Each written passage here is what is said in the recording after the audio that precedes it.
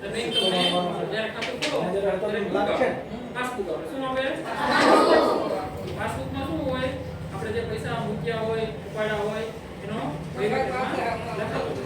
જેમ તમારે હોમવર્ક હોય આ તારીખે આવું કરશે, આ તારીખે આવું કરશે, એનું પાસબુક